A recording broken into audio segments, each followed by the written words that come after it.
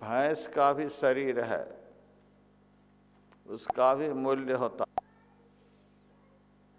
भैंस का भी शरीर है, उसका भी मूल्य होता है।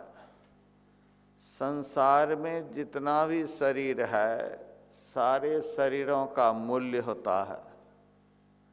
लेकिन मैंने कल आप लोगों को सुनाया था, मनुष्य शरीर में जो एक अंगुली है, इस अंगुली का कोई मूल्य नहीं है। फिर हाथ की बात हम क्या कर सकते हैं। और जिस शरीर में यह हाथ है, उस शरीर की कीमत हम क्या बतला सकते हैं। दुनिया के किसी भी शहर में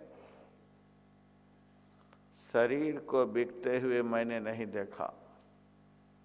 यह अनमोल शरीर भगवान ने दिया है।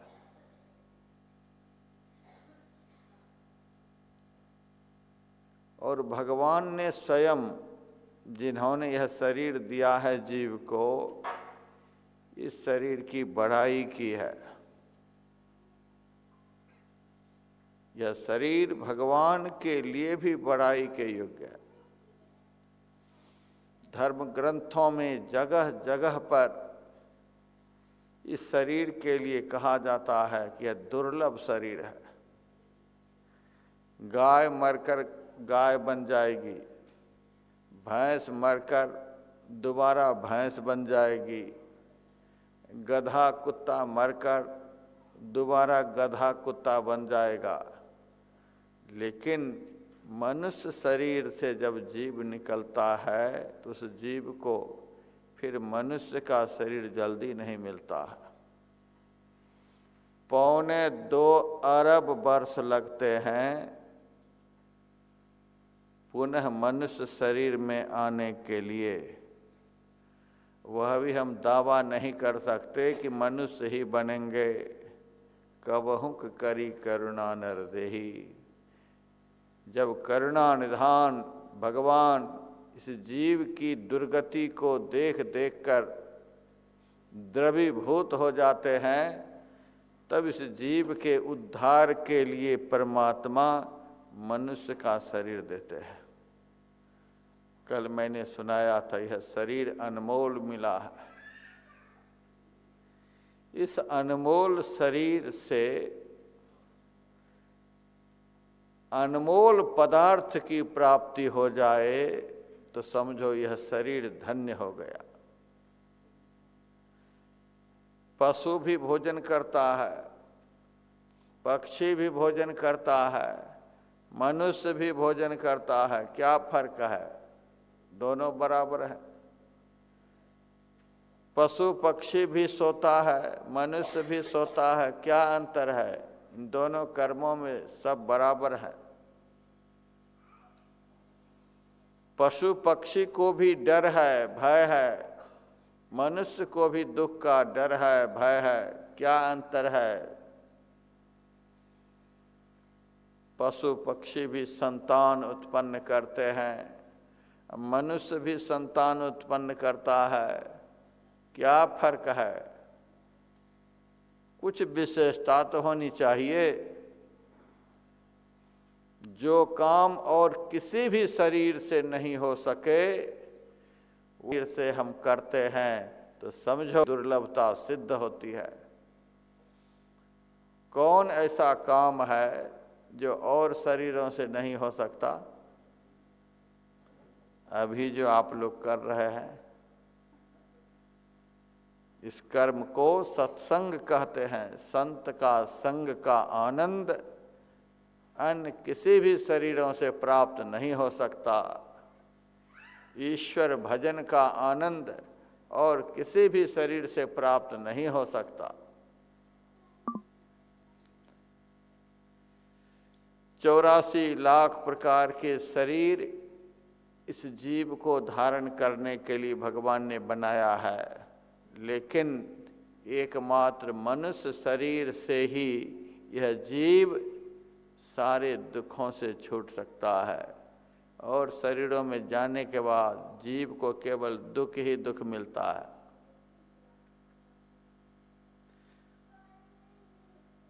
मैंने लुधियाना रेलवे स्टेशन पर एक बार देखा था, एक बहुत धनवान व्यक्ति गोद में रशियन कुत्ता को लेकर उसको थाईलैंड का ब्रेड खिलाता हुआ जा रहा था।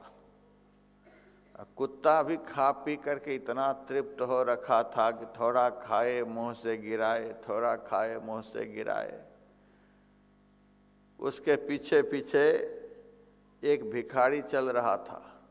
कुत्ता के मुंह से गिरा हुआ ब्रेड को उठा उठा कर वह खाए जा रहा था। कुत्ता का जूठा आदमी खा रहा है। मेरे से रहा नहीं गया। मैंने उस भिखारी से कहा, तू कैसा आदमी है, कुत्ता के मुंह का जूठा खाए जा रहा है। वह कहता है, महाराज जी बड़ी भूख लगी है, बड़ी भूख लगी है। इस भूख के मारे कुछ नहीं देखा जा रहा है। मैंने कहा, मैं तुम्हारे लिए भगवान से प्रार्थना करूं कि तुम्हारा यह मनुष्य का शरीर पूरा हो जाए, तुम ऐसा ही कुत्ता बन जाओ जिसको थाईलैंड का ब्रेड खाने को मिलता है। धनवान के घर का तू कुत्ता बन जा, फ्लाइट में चलना, कीमती कार में चलना, सारी सुविधाओं में रहना। तब कहता है, महाराज नहीं, कुत्ता के मुंह का जूठा खाना पसंद है, हाथ में खप्पर लेकर के चौराहे पर भीख मांगना पसंद है, लेकिन मनुष्य शरीर को गंवा करके जाना पसंद नहीं है। इस जीव को मनुष्य शरीर से बड़ा प्रेम है, लेकिन धर्मशास्त्र यह भी कहता है यह बड़ा महत्वपूर्ण है। तो देहिनाम क्षण भंगुरः, ये क्षण भंगुर भी बहुत है। मेरे पास एक बार अमेरिका से 2-4 साइंटिस्ट आए। अपनी विद्वत्ता का बहुत प्रदर्शन कर रहा था। मैंने यह आविष्कार किया, मैंने यह बनाया, मैंने वह बनाया।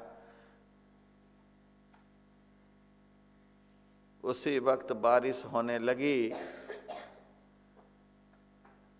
पानी के ऊपर बारिश की बूंदें पड़ती थीं और उससे बुलबुला उठता था, पानी का बुलबुला। मैंने उस साइंटिस्ट से पूछा,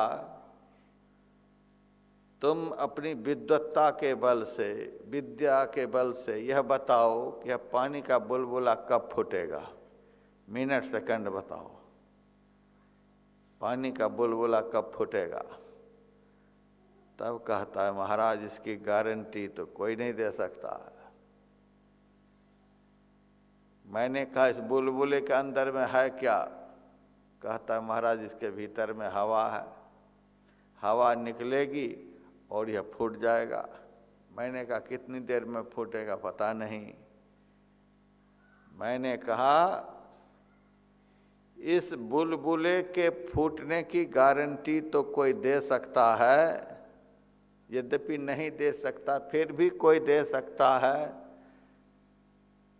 सबसे सुंदर मनुष्य का शरीर, देवता भी तरसते हैं शरीर में आने के लिए। यह भगवान का बनाया हुआ शरीर है। इसी शरीर से भगवत भजन करके भगवत प्राप्ति हो सकती है, सारे दुखों से छुटकारा मिल सकता है, सारे क्लेशों से छुटकारा मिल सकता है। लेकिन यह क्षण भंगुर भी इतना है, इसकी गारंटी कोई नहीं दे सकता कि किस क्षण यह शरीर समाप्त हो जाएगा। दुर्लभं मानुषं जन्म, श्रीमद् भागवत महापुराण में है, दुर्लभं मानुषं जन्म, यह मनुष्य का शरीर बहुत दुर्लभ है। लेकिन साथ ही कहा, देहिनाम क्षण भंगुरः, यह बड़ा क्षण भंगुर है। कब समाप्त हो जाए पता नहीं। इस थोड़े से जीवन को पाकर हमें क्या करना चाहिए? साधु संत महात्मा शास्त्र कहते हैं इस थोड़े से जीवन में हमें वह कर लेना चाहिए जिस कर्म के करने से हमारे जीवन में फिर कभी नहीं आए। मैं बहुत सारे भक्तों से सत्संग में पूछा करता हूं, किसी को अंधेरा पसंद है? अंधेरे में रहना कोई चाहते हैं? कोई नहीं चाहते। क्या बात है, कोई अंधेरे में रहना नहीं चाहते, सबको प्रकाश चाहिए। बात क्या है कि अंधेरे में कोई रहना नहीं चाहते? बात यह है कि शरीर में रहने वाला जो जीव है वहाँ का रहने वाला है जहाँ कभी अंधेरा नहीं होता है। हम इस शरीर में कहीं से आए हैं, हम इस संसार में कहीं से आए हैं। जहाँ से हम आए हैं वहाँ अंधेरा नहीं होता है। यहाँ पर जितने भी बैठे हुए भक्त हैं,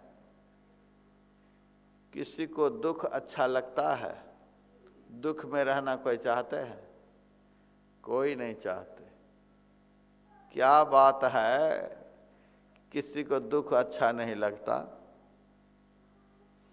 बात कुछ जरूर है। बात यह है कि हम वहाँ के रहने वाले हैं जहाँ दुख कभी नहीं होता है। हम आए हैं कहीं से, हमारा कहीं से आना हुआ है। हम जहाँ से आए हैं वहाँ दुख नहीं होता। जहाँ आ गए हैं यहाँ कभी सुख नहीं मिलता। आए हैं वहाँ से जहाँ दुख नहीं होता, आ गए हैं जहाँ पर जहाँ सुख नहीं होता। किसी को अशांति अच्छी लगती है? मैं अशांति में रहूं, परेशान रहूं? किसी को नहीं। कारण क्या है? हम वहाँ से आए हैं, हम वहाँ के रहने वाले हैं जहाँ अशांति नहीं होती है, जहाँ केवल शांति है। वह स्थान कहाँ है जहाँ दुख नहीं होता? वह स्थान कहाँ है जहाँ अंधेरा नहीं होता? वह स्थान कहाँ है जहाँ अशांति नहीं होती? आप गूगल पर सर्च करो। यदि आप लोगों के पास मोबाइल भगवान है तो उस भगवान से पूछो वह स्थान कहाँ है जहाँ दुख नहीं होता। मोबाइल का सही सदुपयोग करो। ये दिमाग को खराब करने वाली चीज भी है और दिमाग को बढ़ाने वाली भी चीज है। जैसे टॉर्च के प्रकाश से हम सत्संग में भी जा सकते हैं, सही रास्ते पर भी चल सकते हैं, और उस टॉर्च के प्रकाश से चोरी करने के लिए भी जा सकते हैं। तो यदि मोबाइल किसी के पास है तो मोबाइल पर सर्च करो, दुनिया में कौन ऐसी जगह है जहां अंधेरा कभी नहीं होता। हम अंधेरे में रहना नहीं चाहते हैं। कौन ऐसी जगह जहां अंधेरा नहीं होता? दुनिया में कौन ऐसी जगह है जहां दुख नहीं होता? दुनिया में कौन ऐसी जगह है जहां अशांति नहीं होती? पता लगाओ। हम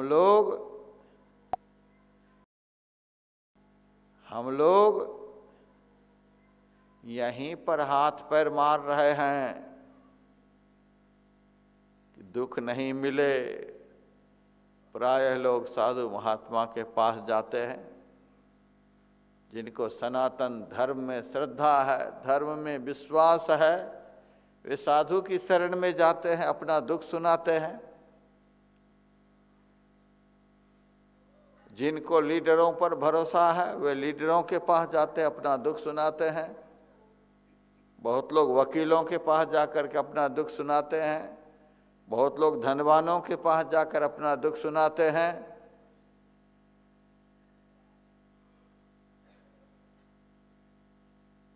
आप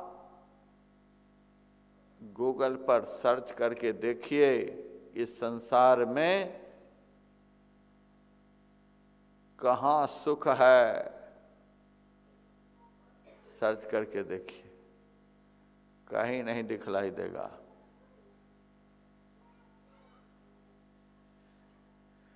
सुख कहाँ है? जहाँ से हम आए हैं। हम कहाँ से आए हैं? भगवान श्री कृष्ण का वचन है, ममैव वांशो जीव लोके जीव भूतः सनातनः मनः षष्ठानींद्रियाणि प्रकृतिस्थानि करसति। अर्जुन, इस शरीर में रहने वाला जो जीव है वह मेरा अंश है। यह जीव मेरे से बना हुआ है। हम ईश्वर की संतान हैं। रामायण में भी लिखा हुआ है, ईश्वर अंश जीव अविनाशी, चेतन अमल सहज सुख राशि, सो माया बस भयो गोसाई, बंध्यो कीर मरकट की नाई। यह जीव ईश्वर का अंश है।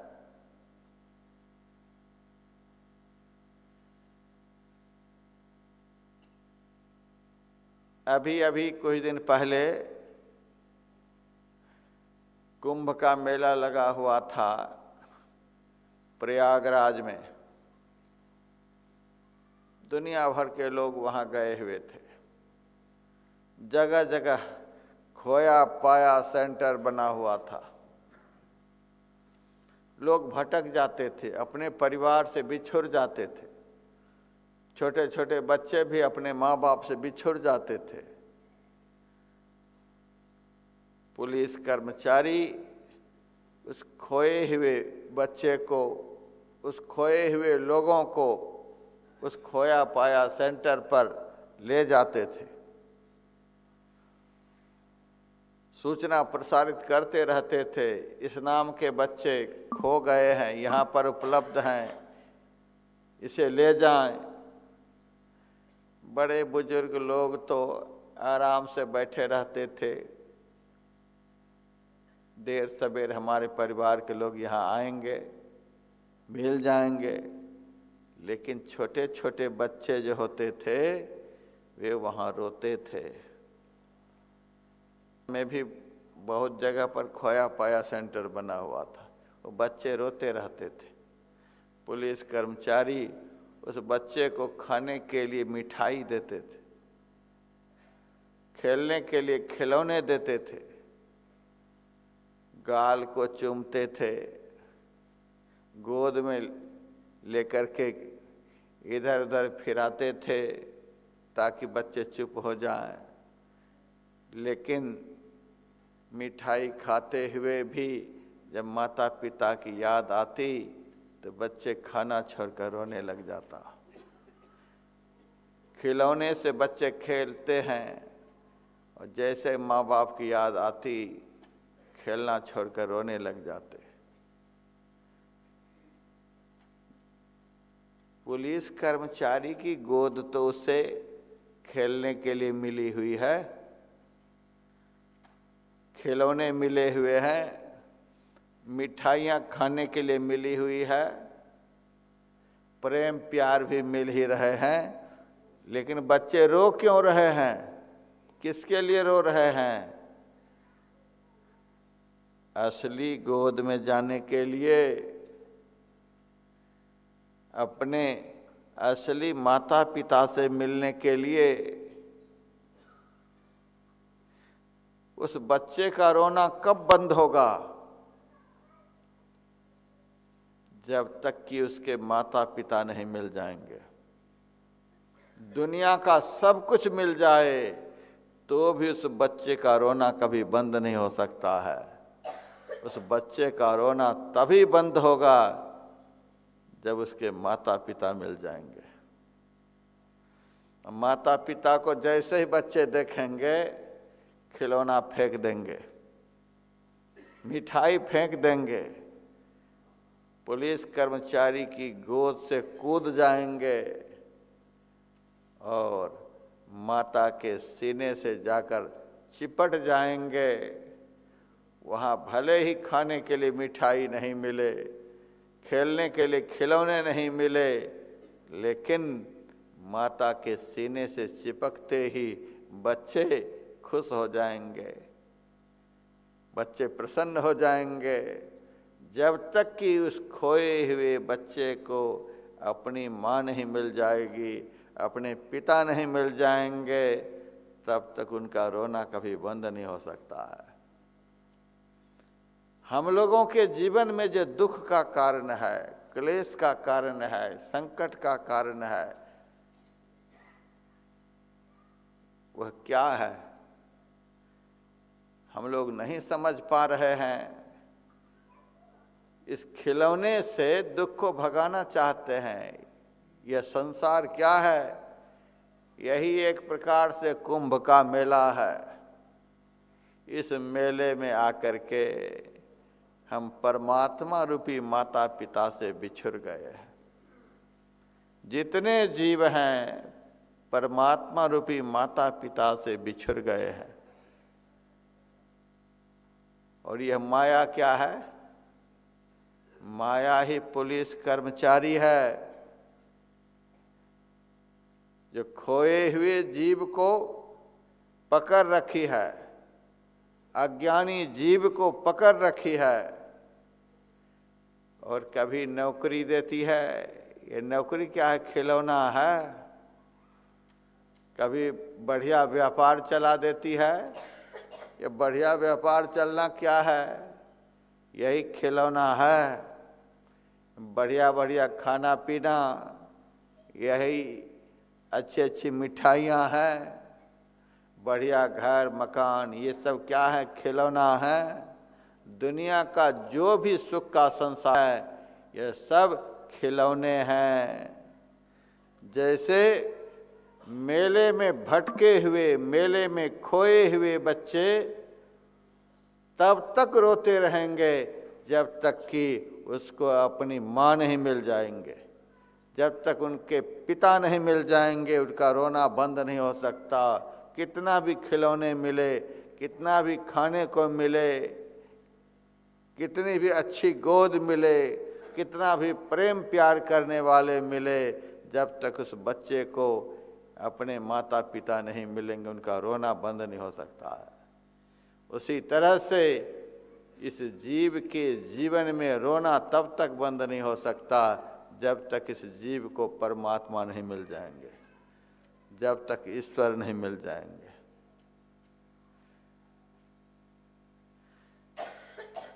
संसार के धनवान लोग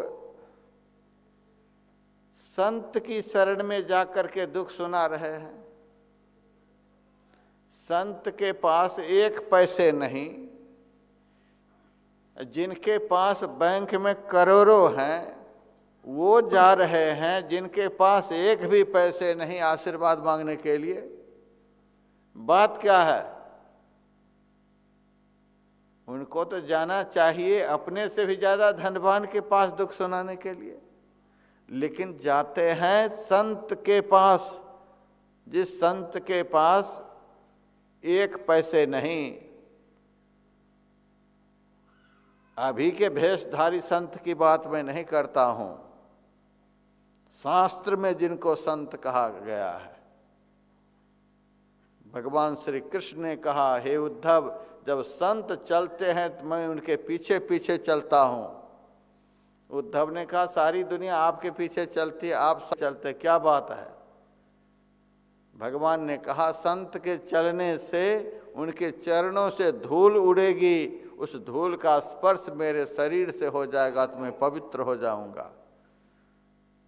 अब विचार करिए, जिस भगवान के चरण से गंगा निकली हुई है, वह गंगा तीनों लोकों को पवित्र करती है। वे भगवान कहते हैं कि संत के चरण की धूल मेरे शरीर से संस्पर्शित होगी, स्पर्श होगा तो मैं पवित्र हो जाऊंगा। संत कैसे होते हैं? जिनके धूल की कामना भगवान भी करते हैं,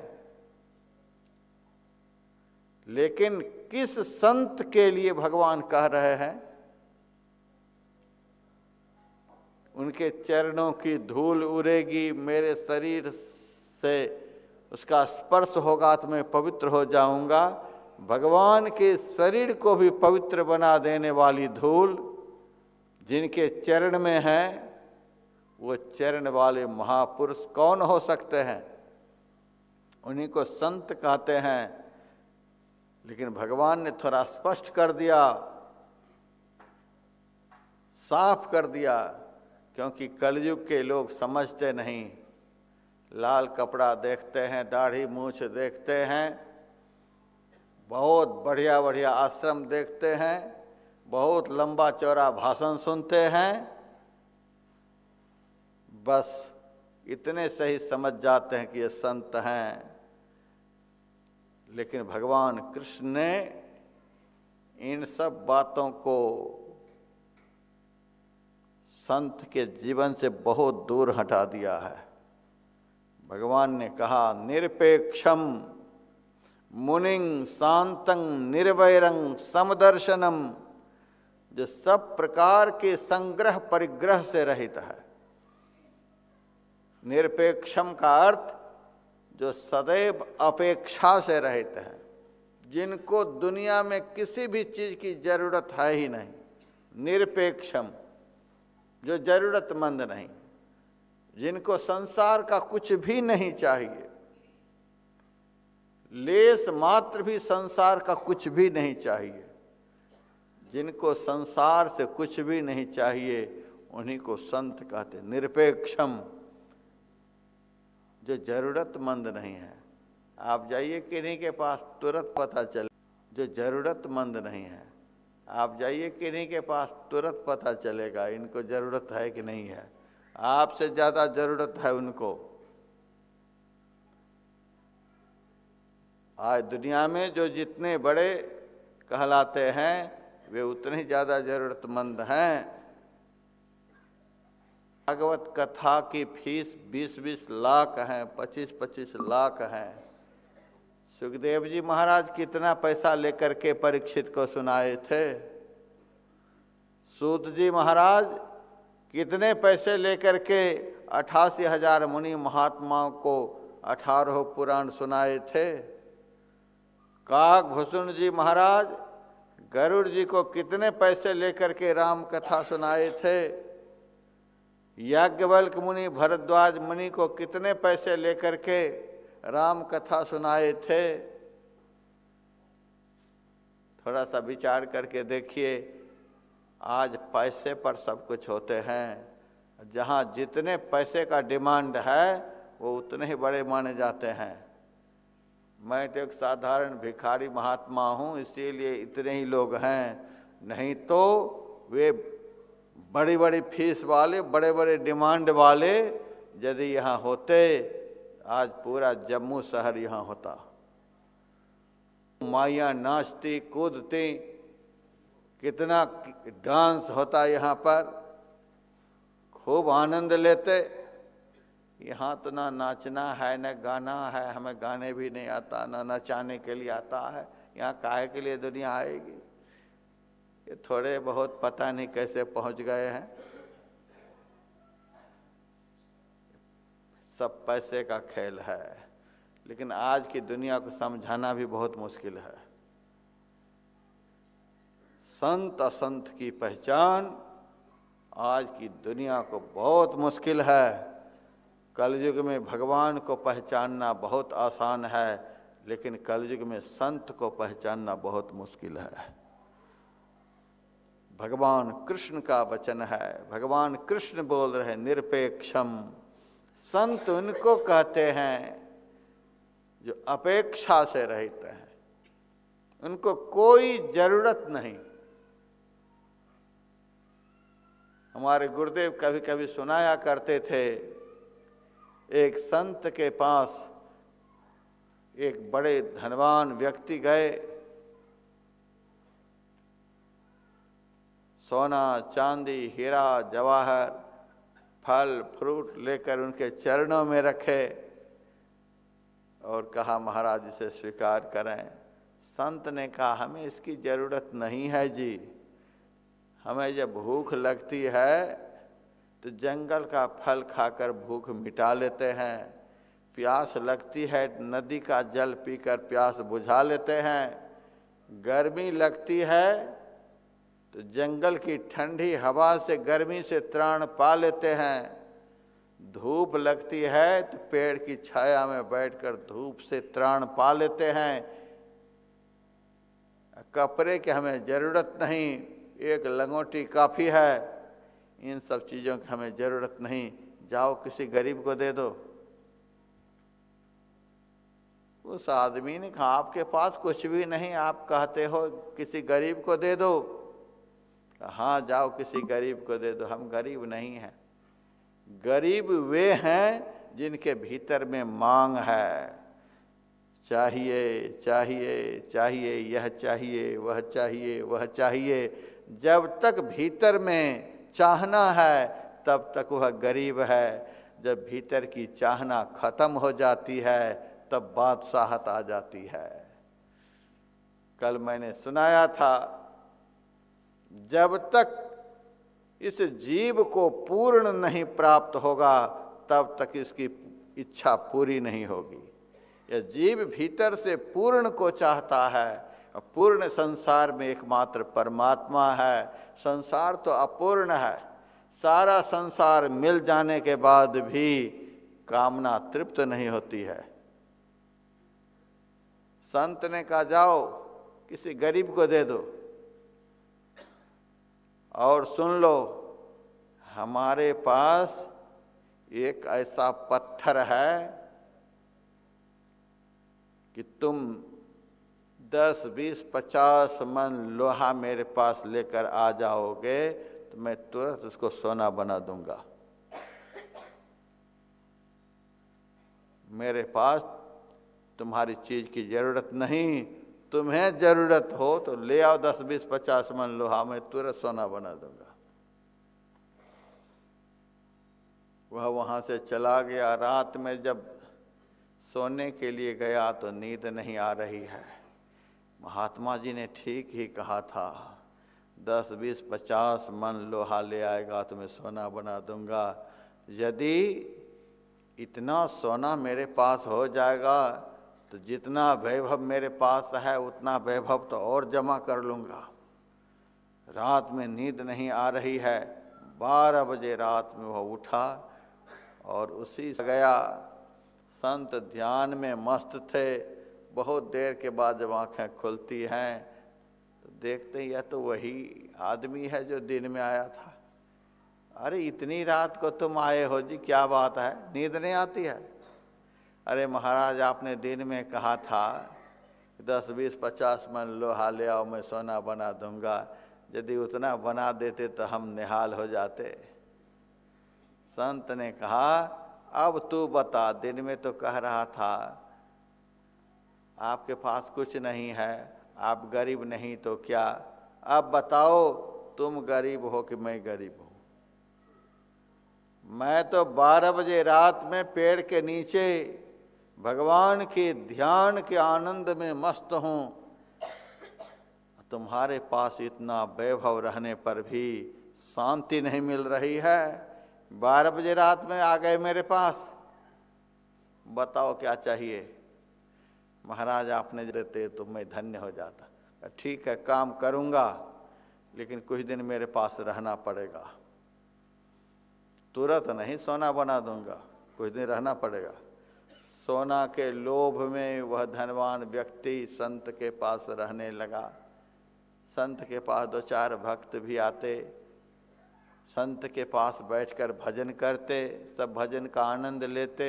इनको तो भजन का रास्ता ही नहीं मिला हुआ था। वे ऐसे सबको देखते रहते, सब भजन कर रहे हैं, भजन कर रहे हैं। संग का रंग लगता है। जब एक शराबी अपना गिरोह तैयार कर लेता है, 10-20 को शराबी बना देता है, एक चोर अपना गिरोह तैयार कर लेता है, तो संत में कम ताकत होती है। संत की शरण में कोई आते रहे तो सारा संसार को संत बना देंगे, इतनी ताकत संत में भी होती है। संत के पास वह रह रहा था, संत के संग का असर हुआ उसके ऊपर। अब एक दिन संत से कहा, महाराज जब आपके पास रह ही रहा हूँ, आपके भक्त लोग ध्यान लगाते हैं, भजन करते हैं, आप भी करते हो, जब आप सोना बनाओगे बना देना, लेकिन जब तक नहीं बना रहे हो तब तक हमें भी थोड़ा सा ध्यान करने के लिए सिखला दो, भजन करने के लिए सिखला दो कि कैसे भगवान का ध्यान लगाया जाता है। संत समझ गए अब संग का रंग चढ़ रहा है और उनको भजन करने की युक्ति बतला दी और वह बैठकर भजन करने लगा। संत की कृपा से उनका मन भजन में लग गया, उनका मन ध्यान में लग गया।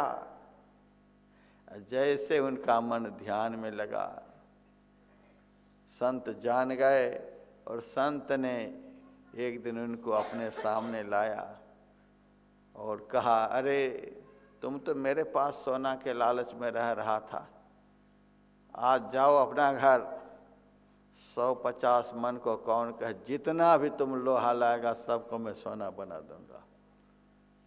अब वह धनवान व्यक्ति संत के सामने हाथ जोड़ करके खड़ा हो गया, महाराज अब हमें सोना नहीं चाहिए। महाराज सोना तो मेरे पास बहुत था, लेकिन उस सोना से सोना हराम हो गया था, लेकिन आपकी कृपा से मेरा मन जो भगवान में लग गया, भगवान में मन के लगते ही हमारा मन ही सोना बन गया। जिनको हीरे की चाह थी उनको हीरे मिल गए, जिनको भगवान की चाह थी वो खुद हीरे बन गए। भगवान में मन के लगते ही सारी इच्छा खत्म हो जाती। अभी मन नहीं लगा है, हम आपको क्या कह सकते हैं। हम अपना मन तो बेच नहीं सकते हैं कि उस मन से आपको अनुभव हो जाएगा, लेकिन मैं विश्वास दिलाता हूँ, जिस दिन आपका मन भगवान में लगेगा, जैसे ही लगेगा, आपके जीवन का सारा दुख उसी क्षण समाप्त हो जाएगा, दूसरा क्षण नहीं लगेगा। मैंने उदाहरण देकर के बताया, असली माता पिता जैसे ही उस खोए हुए बच्चे को मिल जाते हैं तो वह तुरंत खिलौना फेंक देता है, तुरंत मिठाई को फेंक देता है, माँ के सीने से चिपट जाता है। वैसे ही जब इस जीव को असली माता पिता जो परमात्मा हैं वो मिल जाते हैं, संसार का खिलौना तो पैरों से ठुकरा देते हैं, अब उनको कुछ नहीं चाहिए। चाह गई चिंता मिटी मनवा बेपरवाह, जाको कछु न चाहिए सोई सहंसा निरपेक्षम। भगवान कृष्ण कहते हैं सच्चे संत जो होते हैं, सच्चे संत की यही पहचान है, निरपेक्षम।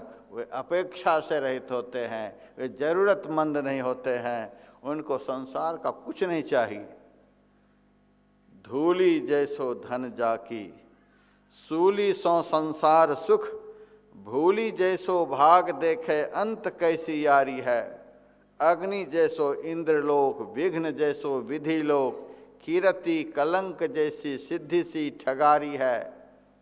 पाप जैसी प्रभुताई, सांप जैसो सम्मान, बड़ाई बिच्छुन जैसी नागिनी सी नाड़ी है, वासना न कोई वाकी, ऐसी मति सदा जाकी, सुंदर कहत ताहि वंदना हमारी है।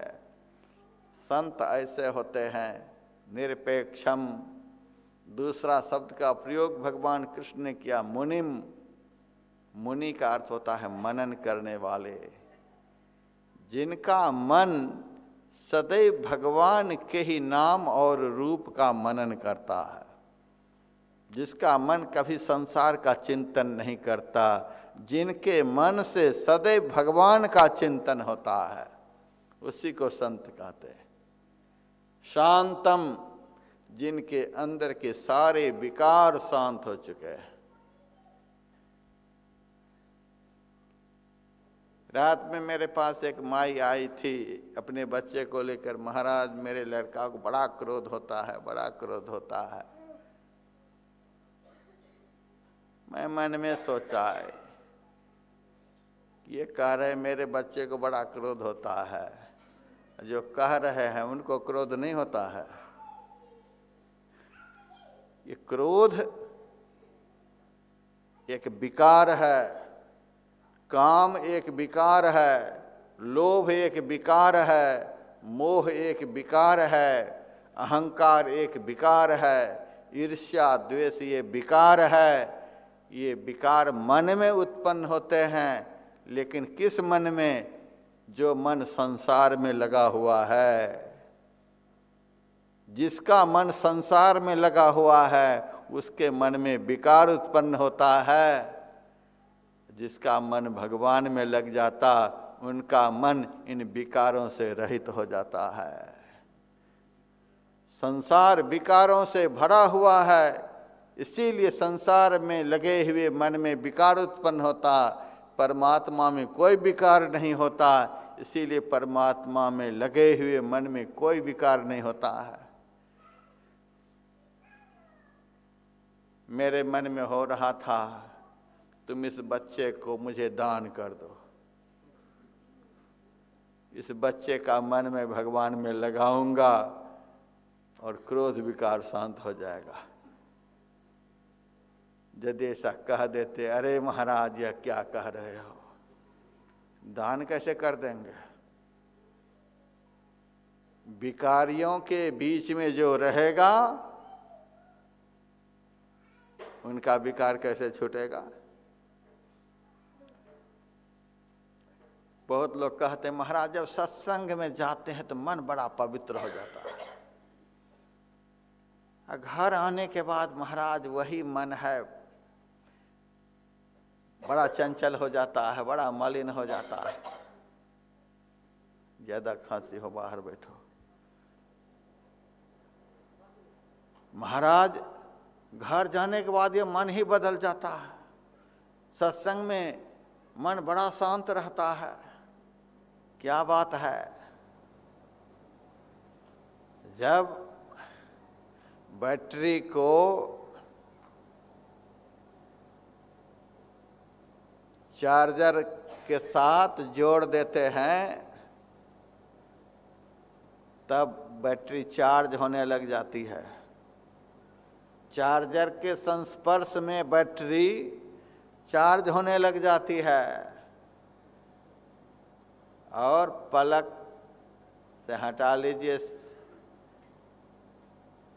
चार्जर से उस बैटरी को अलग कर दीजिए, जमीन पर रख दीजिए, धीरे धीरे वो बैटरी डिस्चार्ज होने लग जाएगी। चार्जर के संस्पर्श से बैटरी चार्ज होने लग जाती है और चार्जर से जैसे हटाएंगे वैसे डिस्चार्ज होने लग जाती है। साधु संत महात्मा जो होते हैं वे मन रूपी बैटरी को चार्ज करने वाले होते हैं। यहाँ आने से सबका मन चार्ज हो रहा है। जैसे ही यहाँ से जाएंगे, संसार के वातावरण में जाएंगे, वैसे बैटरी डिस्चार्ज होने लग जाएगी। इसीलिए बारंबार संत संग की आवश्यकता है। संत जो होते हैं मन रूपी बैटरी को चार्ज करने वाले होते हैं। इसीलिए संत की शरण में बारंबार आते जाते रहना। संसार में लगे रहोगे तो बैटरी डिस्चार्ज हो जाएगी। अभी आपका मन भजन करने का होता होगा, भजन करना चाहिए। घर जाते जाते पता चल जाएगा। लोग मेरे से कहते हैं महाराज सतयुग कब आएगा? हम कहते हैं सतयुग कोई घोड़ा है, हाथी है, भैंस है, गधा है, कोई आदमी है? सतयुग कब आएगा? सतयुग एक वातावरण है। ये युग जो है सतयुग, त्रेता, द्वापर, कलयुग एक वातावरण है। वातावरण कौन बनाता है? आदमी वातावरण बनाता है। जिस सतयुग की बात लोग करते हैं उसी सतयुग में हिरण्यकश्यपु हिरण्याक्ष था। उस समय का कैसा वातावरण था? अभी तो लोग कहते हैं कलयुग चल रहा है। अभी तो आप लोग सत्संग कर रहे हैं, भजन कर रहे हैं। जब हिरण्यकश्यपु का समय था तब भजन होता था? बिल्कुल तब भजन होता था? बिल्कुल नहीं। सतयुग में कलयुग प्रवेश कर गया था। त्रेता में रावण कुंभकर्ण था। धर्म सुनिए नहीं काना, रामायण में लिखा हुआ। धर्म की बात को लोग कान से सुन नहीं सकते थे। द्वापर में कंस था, जरासंध था, शिशुपाल था। ऐसा वातावरण था। युग की बात क्या करते हैं? युग को बदलने वाले हम हैं, युग को बनाने वाले हम हैं, युग का निर्माण करने वाले हम हैं। हम आप लोग शुभ कर्म सत्कर्म करने के लिए, सत्संग करने के लिए यहां आ गए। यही सतयुग है। अभी सतयुग चल रहा है। संत की शरण में बैठ करके अपने जीवन और जन्म को सब लोग धन्य बना रहे हैं। यही तो सतयुग है। आज 4 आदमी घर में रहता है तो सबका ब्लड प्रेशर हाई। 4 आदमी में हार्ट की बीमारी है, माइग्रेन की बीमारी है, डायबिटीज की बीमारी है। ये दिमागी रोग कहाँ से घुस गए 4 आदमी में? इस बार तो जो हो सो हुआ। मेरा आगे का कार्यक्रम जो कभी होगा तो सत्संग हॉल के गेट पर ब्लड प्रेशर जांच केंद्र भी बिठा दिए जाएंगे। डायबिटीज जांच केंद्र बिठा दिए जाएंगे। जो भी सत्संग सुनने के लिए आएंगे पहले उनका ब्लड प्रेशर जांच होगा, पहले उनका शुगर जांच होगा, फिर अंदर आएंगे। और 2 घंटे सत्संग सुनने के बाद फिर चलते वक्त भी जांच होंगे। यदि 2-4% कम न हो जाए तो मैं वर्दी उतार दूंगा।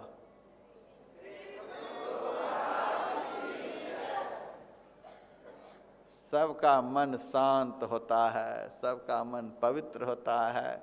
अशांत मन में ब्लड प्रेशर होता है।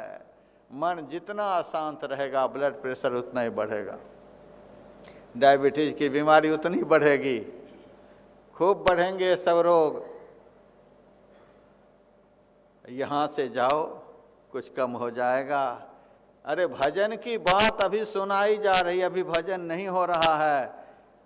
भगवान के भजन की बात सुनने से भी ब्लड प्रेशर नॉर्मल हो जाता है। जब आप भजन करेंगे तब आपका मन कैसा होगा? जिस दिन भगवान का दर्शन हो जाएगा उस दिन आपका ब्लड प्रेशर तो नॉर्मल हो ही जाएगा। आप जिनका जिनका नॉर्मल करना चाहेंगे उनका भी नॉर्मल हो जाएगा। संत में इतनी ताकत हो जाती है। अभी कौन सा युग चल रहा है? अभी सतयुग चल रहा है। मेरे पास हरिद्वार में गौशाला भी है। देसी गाय में रखता हूँ। जब दूध को उबाला जाता है आश्रम में तो थोड़ी देर में आधी इंच मोटी मलाई उस दूध के ऊपर जमती है। वही दूध आश्रम में आए हुए भक्तों को हम पिलाते हैं। लेकिन कभी कभी कोई भक्त आकर कहते महाराज हम नहीं पिएंगे। मैं कहता हूँ क्यों नहीं पियोगे? मलाई बहुत है, मलाईदार दूध है महाराज, ब्लड प्रेशर है, यह नहीं पीऊंगा। पुराणों में लिखा हुआ है गाय का दूध, गाय की दही, गाय का घी, गाय का गोबर, गाय का मूत्र, लेकिन देसी गाय होना चाहिए।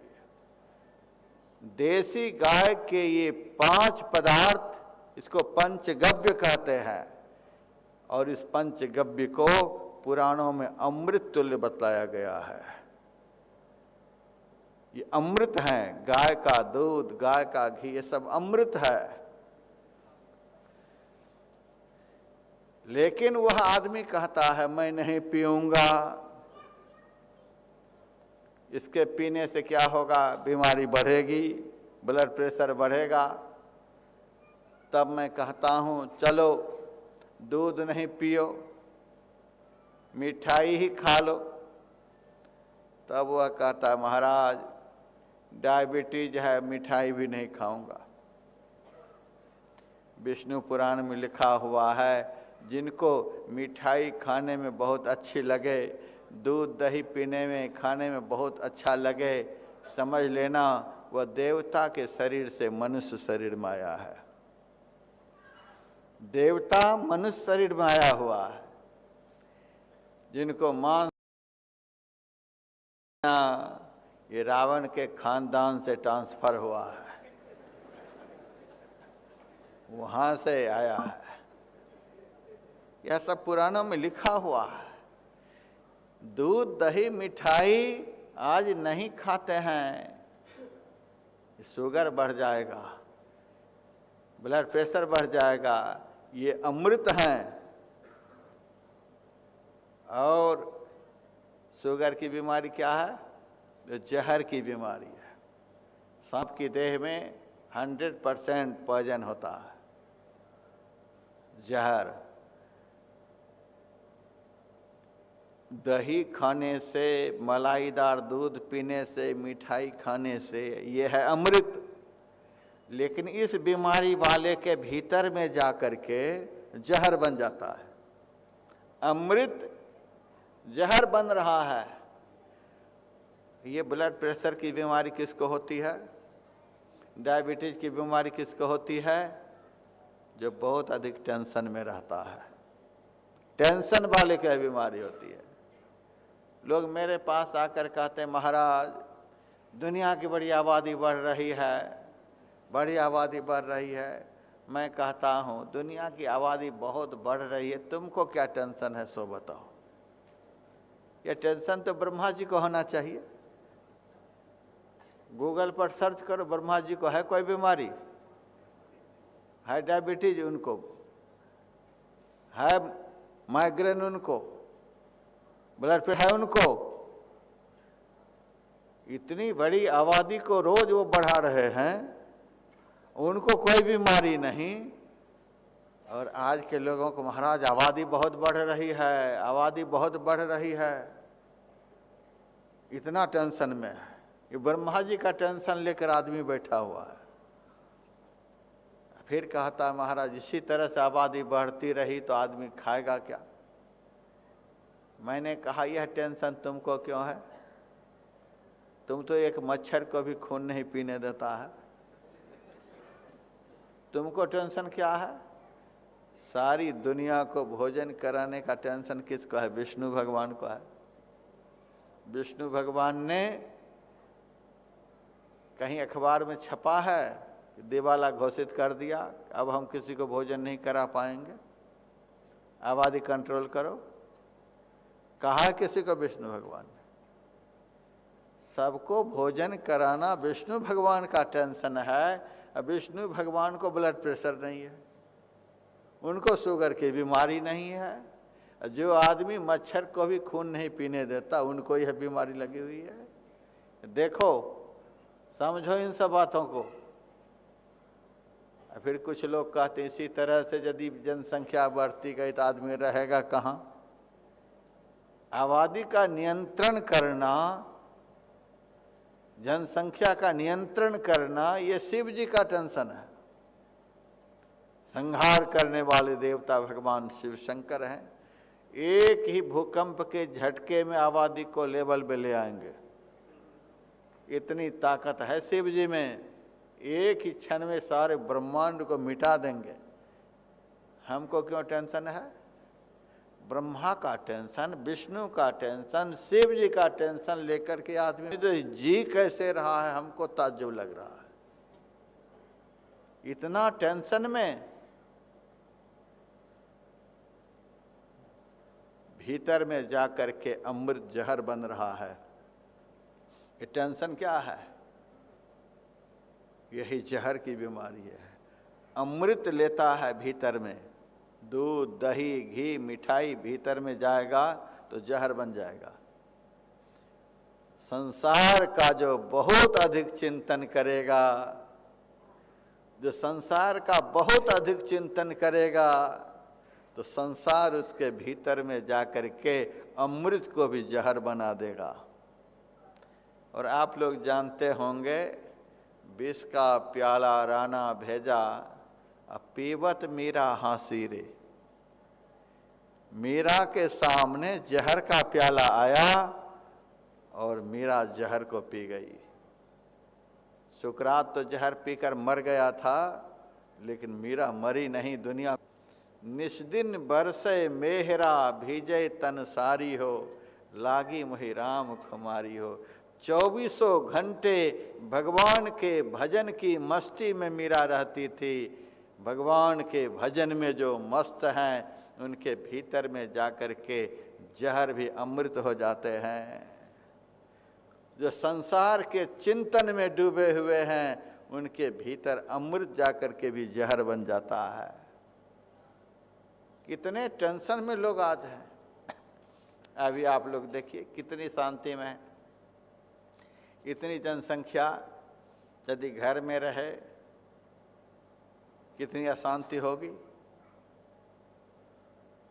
आजकल जब लड़की की शादी कोई करने के लिए जाते हैं, तो लड़के वाले से पूछ लेते हैं कितनी बारात लेकर के आओगे, तो कह देते हैं 200। यदि 200 के बदले 400 लेकर आ जाएं तब क्या होगा? शादी तो बाद में हो गई, लड़ाई पहले हो गई। बात हुई थी 200 की, 400 लेकर क्यों आए? वहां संख्या बढ़ गई तो लड़ाई शुरू हो गई।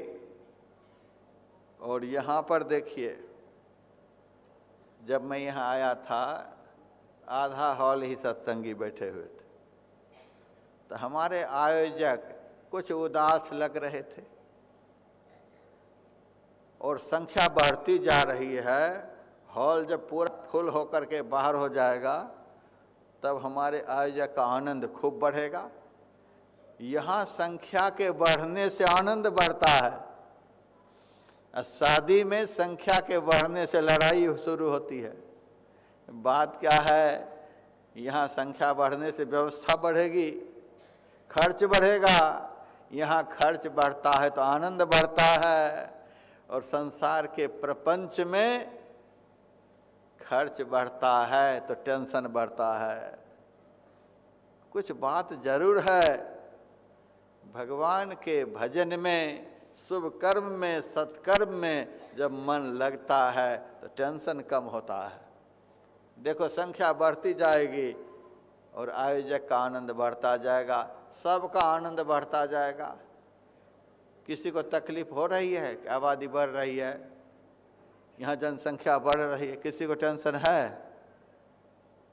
और संसार में संख्या बढ़ती है तो सबको टेंशन होता है। यहाँ कोई टेंशन है? टेंशन रहित जीवन, चिंता रहित जीवन जब जिया जाता है, तो उसी को सतयुग कहते हैं। अभी सतयुग चल रहा है। कुछ देर के बाद यहाँ आरती हो जाएगी, आप लोग उठकर खड़े होंगे। युग बदल जाएगा, हल्का फल्का शोरगुल शुरू हो जाएगा। कोई भोजन के लिए भागेंगे, कोई घर के लिए भागेंगे, कोई कहीं भागेंगे, शोरगुल शुरू हो जाएगा, हलचल शुरू हो जाएगा। त्रेता युग आ जाएगा, मन रूपी रावण खड़ा हो जाएगा, चलो जल्दी से भोजन दो, ये करो वो करो वो करो। सड़क पर पहुंचते पहुंचते पता चल जाएगा कौन सा युग चल रहा है। द्वापर युग आ जाएगा। घर पहुंचकर तो सबको पता चलेगा कौन सा युग चल रहा है। घर पहुंचते पहुंचते कलयुग आ जाएगा। सोफा पर बैठने वाले, पलंग पर बैठने वाले यहाँ साधारण दरी पर बैठे हुए हैं तो भी सतयुग का आनंद ले रहे हैं। जहाँ घर में सारी व्यवस्था है बैठने की, खाने की, सोने की, वहाँ जाते ही अशांति पैदा हो जाती है। कलयुग के वातावरण में आदमी पहुँच जाते हैं। इससे सिद्ध होता है कि पदार्थ से सुख नहीं मिलता, सुख मिलता है परमात्मा से।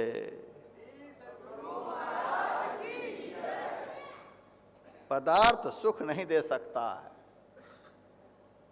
संत के लिए भगवान कृष्ण कहते हैं शांतम। संत का एक लक्षण है शांतम। जब तक मन में विकार उत्पन्न होता रहेगा तब काम सताता है, क्रोध सताता है, लोभ सताता है, अहंकार सताता है। ये विकार अभी सता रहे हैं, कुछ अंतर नहीं है। भगवान में अभी थोड़ा सा आप लोगों का मन लगा हुआ है तो मन आप लोगों का शांत है। आप लोगों के मन में अभी विकार नहीं उत्पन्न हो रहा है। जिनका मन सदैव भगवान में ही लगा रहता है